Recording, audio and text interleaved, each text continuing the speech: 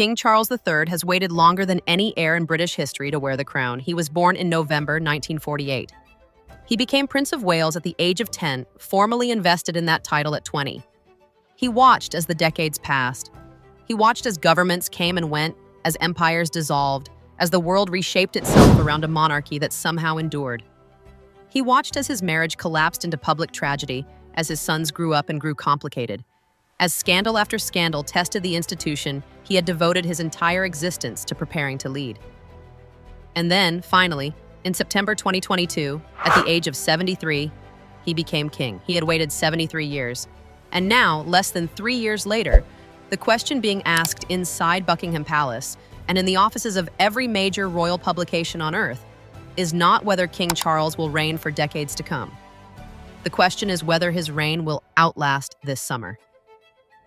In March 2026, Radar Online published a report that stopped the royal world in its tracks. A source told their investigative team something that palace insiders had been murmuring for months, but no one had dared to say plainly. King Charles, the source said, remains gravely ill, and as callous as it may sound, it's only a matter of time before things decline. People inside the palace, the source continued, are openly saying Charles should do the right thing and abdicate. And more than that, the wheels of succession, far from being a distant hypothetical, are already turning.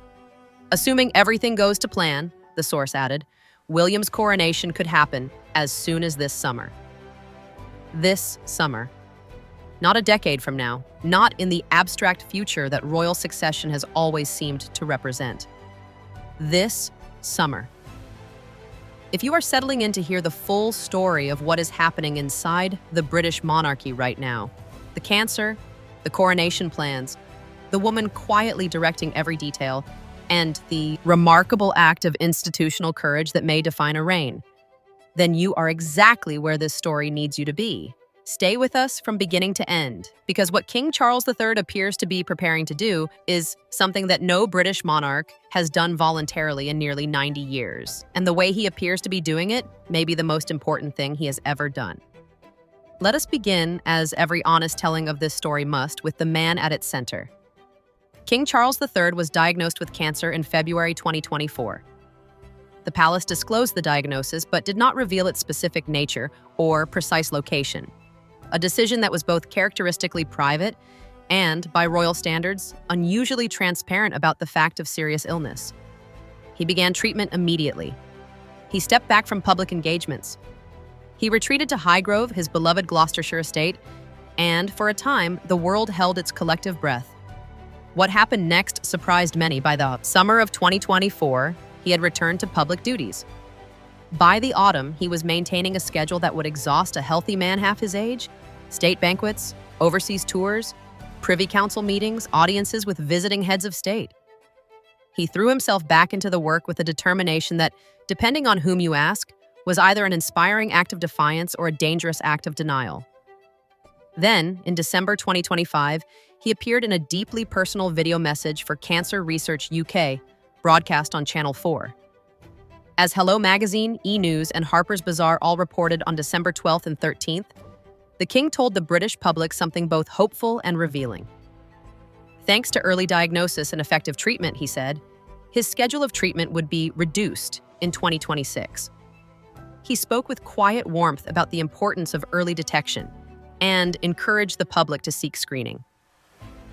It was a remarkable statement from a sitting monarch. It was the kind of openness that his mother, Queen Elizabeth II, would never have permitted. And to those who understood its significance, it was also something else. It was a man saying, very gently, that he understood the nature of what was happening to him, and that he intended to face it on his own terms. By March 2026, those terms were becoming clearer, and the picture they revealed was not the one the palace had been presenting in public. New Idea magazine, reporting on March 30th, 2026, cited a palace insider saying that King Charles may step aside in a matter of weeks. Courtiers had confirmed that the king was exhausted. A second source told Rob Shooter, the respected royal correspondent and former publicist to Princess Michael of Kent, that the transition would look measured and dignified, and that health provides the most unassailable explanation. Cosmopolitan reported on March 3rd that palace courtiers were openly claiming Charles would abdicate within 12 months. The Royal Observer reported the same day that insiders saw a controlled evolution, not a crisis. And New Idea followed up on March 31st with the most direct headline yet. King Charles abdication. Could William be king by June? The word abdication carries heavy historical weight in Britain. The last time a British monarch voluntarily relinquished the crown was in December 1936, when King Edward VIII chose the woman he loved over the throne he was born to occupy. The abdication crisis of 1936 scarred the monarchy for a generation. It forced a reluctant King George VI, a man with a debilitating stammer and no desire for the crown, onto the throne. It placed the burden of holding the institution together during the Second World War on shoulders that had never expected to bear it. And the word itself became a kind of institutional wound. Abdication was not something kings did. Abdication was what kings did when they failed. What Charles appears to be preparing, if the insider accounts are accurate, is something entirely different in its character. Not a flight from responsibility, but a fulfillment of it. Not a collapse, but a completion. Senior courtier after senior courtier, speaking to Radar Online and to Rob Shooter's Substack newsletter in the weeks leading up to April 2026, used remarkably consistent language. He will not be seen as pushed, one source insisted. He has waited a lifetime for this role. When he steps back, it will be entirely on his terms. Those are not the words of a palace preparing for a crisis. They are the words of a palace preparing for a ceremony. And if there is one person who has been quietly, methodically preparing for that ceremony with an attention to detail and a sense of purpose that everyone around her has noticed, it is the woman who will one day be queen. If you are finding this story as meaningful as we believe it to be, please take a moment right now to subscribe to this channel. We tell royal stories the way they deserve to be told, with depth, with care, with the respect your attention deserves. Hit the subscribe button and the notification bell so you never miss what we bring you next. We will be here every step of the way through one of the most consequential chapters in the history of the British crown. Now, let us talk about Catherine. In January 2026, Radar Online broke a story that was quietly extraordinary. Citing palace insiders, the publication revealed that Princess Catherine, the Princess of Wales, the woman who will one day be Queen Catherine, is already in charge of planning her husband's coronation. She has been for months, as Yahoo Entertainment reported on January 18th, and as the International Business Times confirmed on January 14th, Catherine has taken a leading role in shaping what the coronation of King William V will look and feel like. Multiple sources described her as front and center in the planning. One palace source told Radar Online that she's quietly and carefully planning every detail, working with a contemporary mindset and budget-conscious approach that stands in deliberate contrast to the nearly $100 million spent on Charles and Camilla's coronation in May 2023. That contrast is intentional. It is also deeply personal. William and Catherine lived through the public backlash that followed the 2023 coronation, a ceremony of undeniable magnificence, but one that cost British taxpayers an extraordinary sum at a moment when millions of those same taxpayers were struggling with a cost of living crisis that had squeezed household budgets to the breaking point. As Radar Online's March 2026 investigation reported, the couple have privately vowed to scale back significantly. A source told Radar Online that they won't want anything as ostentatious and have committed to using roughly half the budget. They're committed to modifying the monarchy and being less frivolous with taxpayer money, the source added. The estimated budget for William's coronation, as Radar Online and MSN both reported on March 26, 2026, is approximately $50 million, half of what his father spent.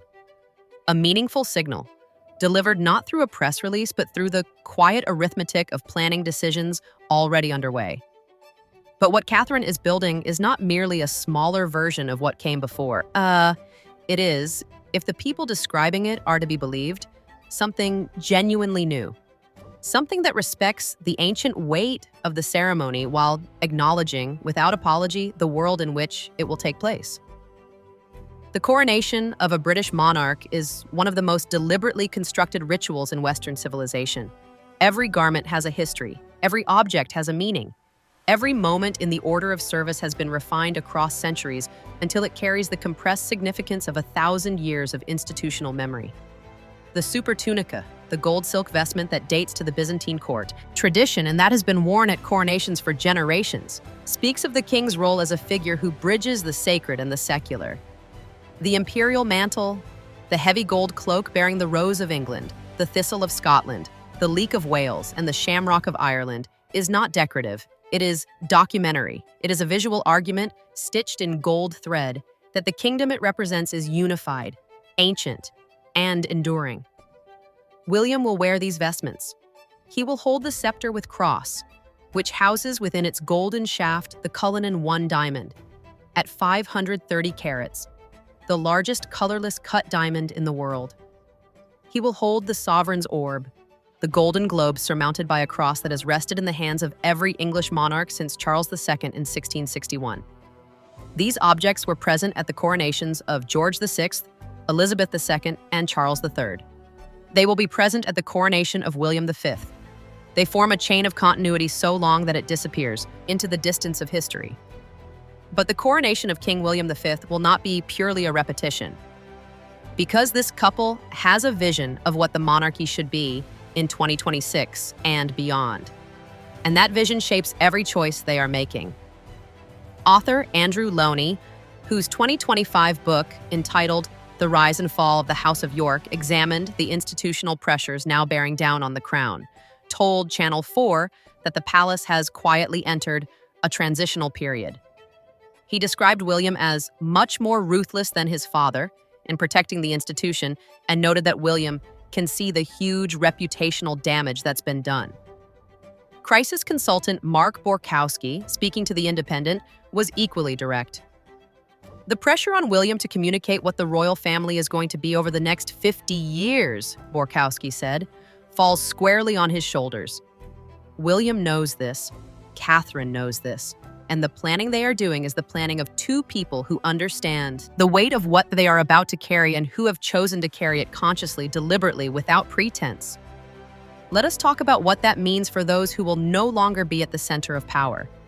Because no account of this transition can be honest without addressing the question that has hovered over the palace for years.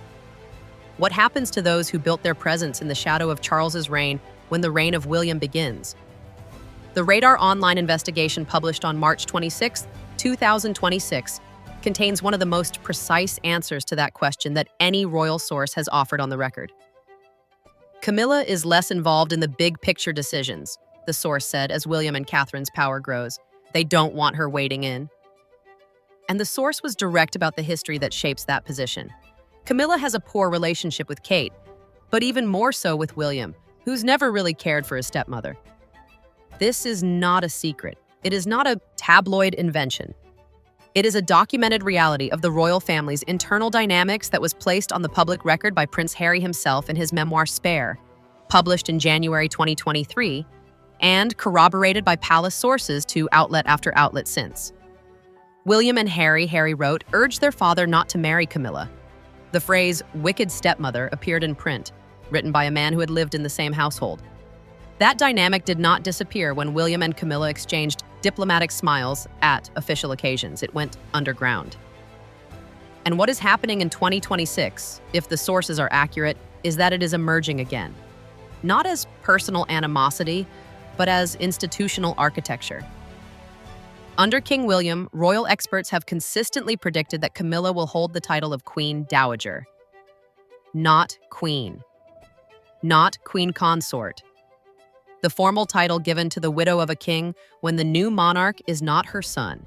Royal expert Victoria Howard, writing for Good Housekeeping and quoted by MSN as recently as April 2026, predicted she will be styled as Dowager Queen Camilla, a title that carries considerably less institutional power than the Queen Consort role she currently holds. Royal expert Joe Little has been equally clear. Every aspect of her public and private life, he has said, will be reviewed by the new king.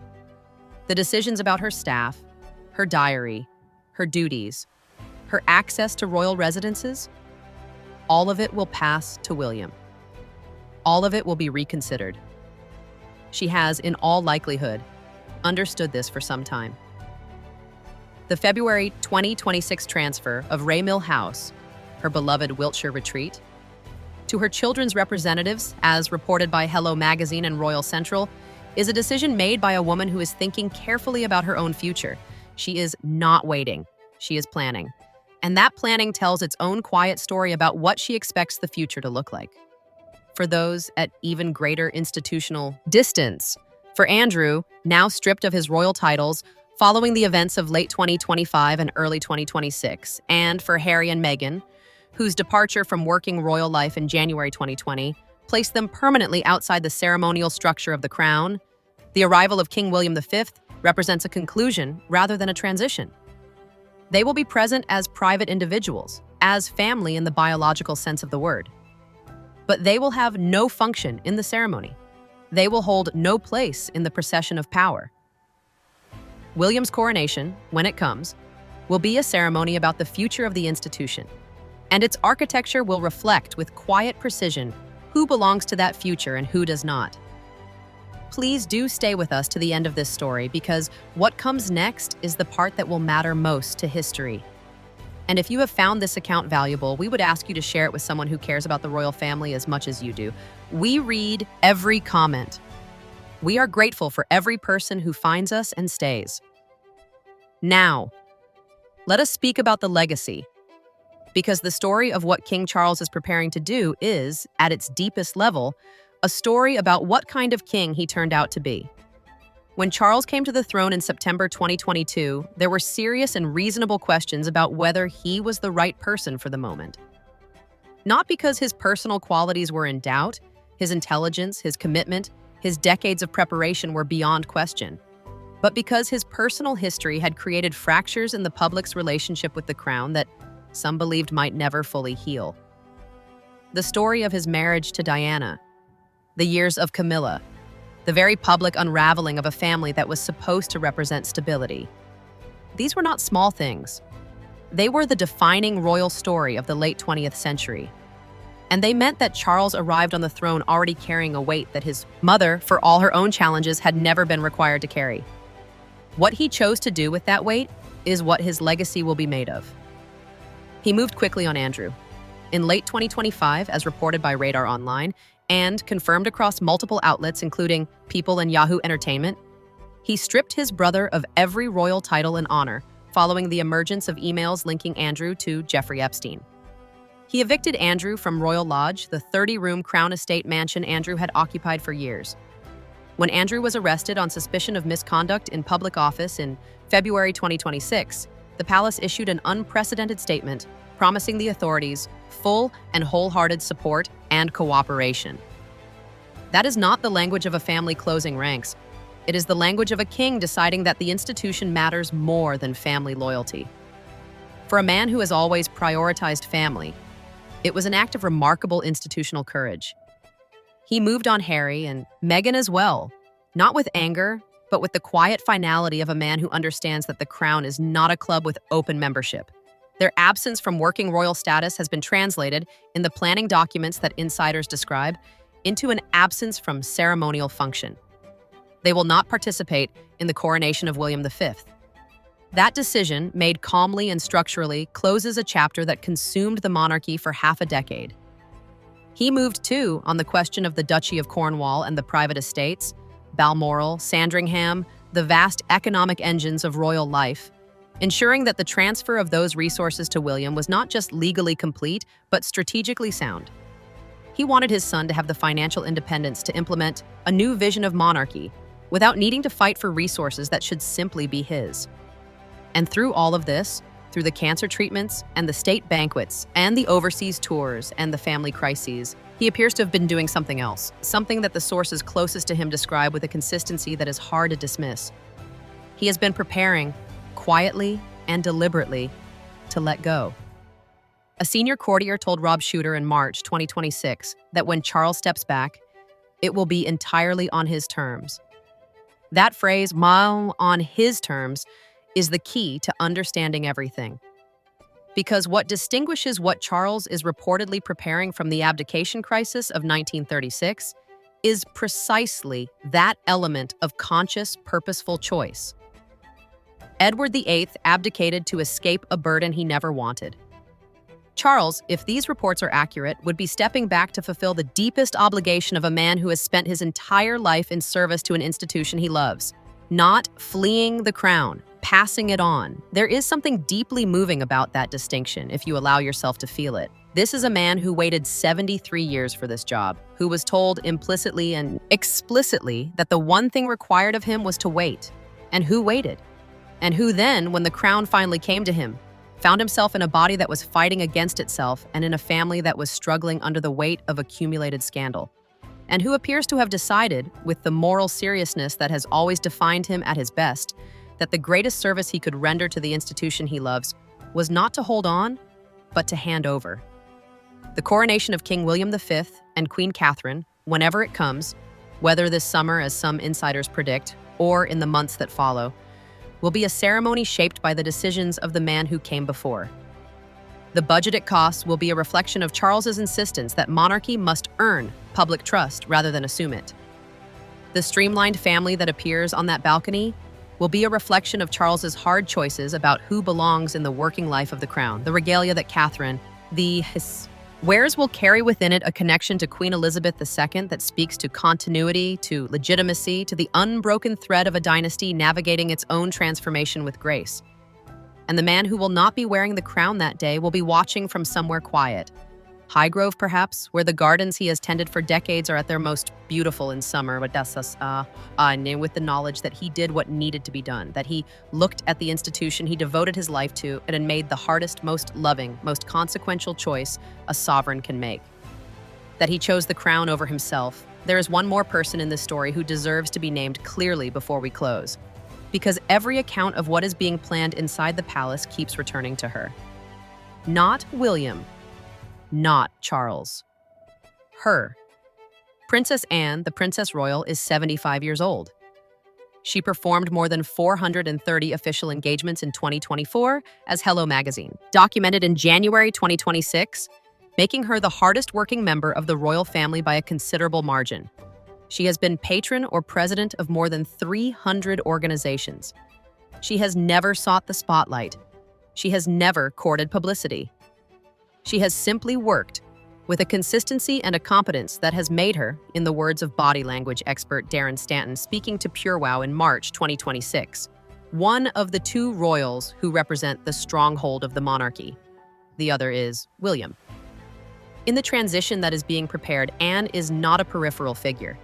She is, according to every insider account, the institutional backbone of the process. She knows the precedents. She knows the protocols. She knows what worked and what failed in previous transitions, because she was there for them. Her role as the bridge between the outgoing king and the incoming sovereign is not ceremonial.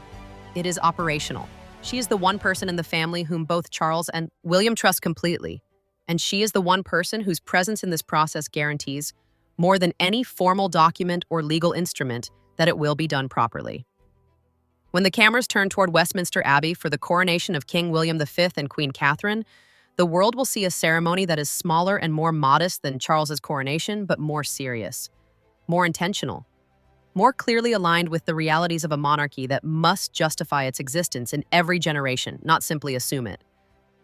They will see a couple who have been preparing for this moment not for months, but for their entire adult lives, shaped by the education of public service and by the private education of watching everything that can go wrong when a royal family loses its way.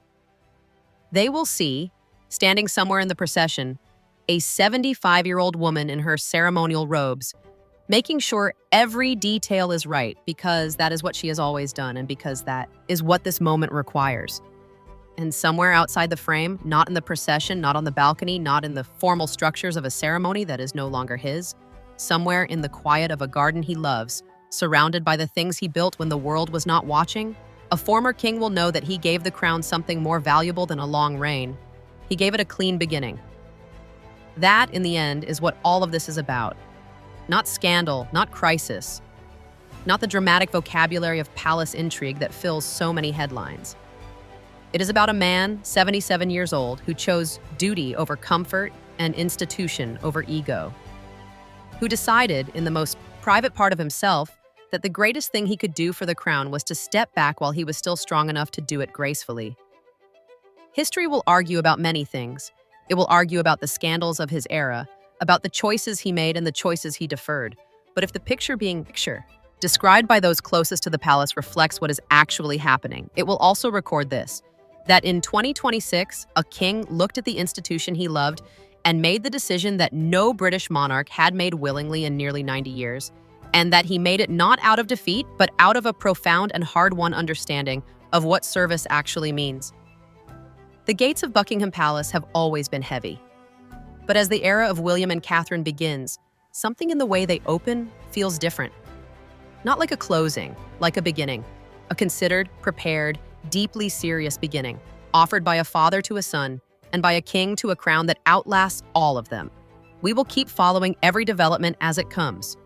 If this story moved you, if it gave you something to sit with today, please leave your thoughts in the comments. We want to hear from you. And if you have not already subscribed to this channel, please do so now. It is the single most valuable thing you can do to support the work that makes stories like this one possible. Every subscription tells us that the depth and the care we put into this reporting matters to someone. And it does. You matter to us. The question we leave you with today is this. If King Charles does step back, if the summer brings with it the coronation that palace insiders are already preparing for, how will you remember his reign? Will you remember the scandals and the struggles? Or will you remember the man who, in his final act as king, did the hardest thing a sovereign can do? Will you remember the moment Charles III did the unthinkable, and in doing so, may have saved the crown? We will be watching, and so will you.